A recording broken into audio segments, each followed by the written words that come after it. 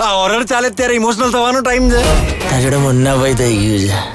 મુન્નાભાઈ બાપુને યાદ કરતા હતા એટલે એને દેખાવા લાગ્યા હતા ને, એ રીતે તે દદ્દુને યાદ કર્યા છે ને એટલે તને દેખાય છે. કેમ છો દોસ્તો?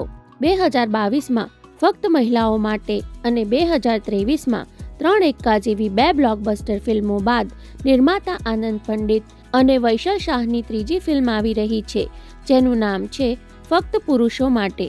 આ ફિલ્મનું 1 મિનિટનું ટીઝર રજૂ થયું છે, તો તેના વિશે ટૂંકમાં વાત કરીએ. જન્નોક ફિલ્મ્સ અને આનંદ પંડિત મોશન પિક્ચર્સ જેવા મોટા બેનર આ ફિલ્મ સાથે સંકળાયેલા હોવાથી પ્રોડક્શન વેલ્યુ ખૂબ સારી છે, જે ટીઝર પરથી ખ્યાલ આવી જાય છે. ખાસ તો VFX સારું લાગી રહ્યું છે. ફિલ્મના ટીઝર પરથી સ્ટોરી વિશે વધારે તો કાંઈ ખ્યાલ આવતો નથી, પરંતુ મુન્નાભાઈને ગાંધીજી દેખાતા હતા તેવી રીતે યશને તેના દાદા દેખાઈ રહ્યા છે. હવે મૃત્યુ પામેલા આ દાદા કેમ પૃથ્વી પર પાછા ફર્યા છે તે તો ફિલ્મ જોયા બાદ જ ખબર પડશે, પરંતુ જ્યાં સુધી યશ કે દર્શકો આ સવાલનો જવાબ નહીં શોધે ત્યાં સુધી દાદા બરાબર હેરાન કરવાના છે એ વાત નક્કી.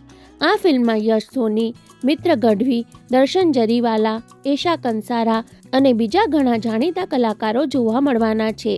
ફિલ્મની રિલીઝ ડેટ છે 15 ઓગસ્ટ, એટલે ટૂંક સમયમાં જ આ ફિલ્મનું ટ્રેલર પણ જોવા મળી રહેશે. જે રીતનું ટીઝર અત્યારે જોવા મળ્યું છે તેના પરથી અને ખાસ તો આના પહેલાની 2 ફિલ્મોની સફળતાને કારણે આ ફિલ્મ 2024ની સૌથી વધારે કમાણી કરનાર ફિલ્મ બની જાય તો નવાઈ નહીં. તમે હજુ ફક્ત પુરુષો માટેનું ટીઝર ન જોયું હોય તો લિંક ડિસ્ક્રિપ્શનમાં આપેલ છે.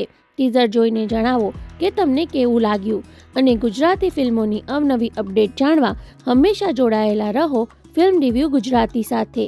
જય જય ગરવી ગુજરાત.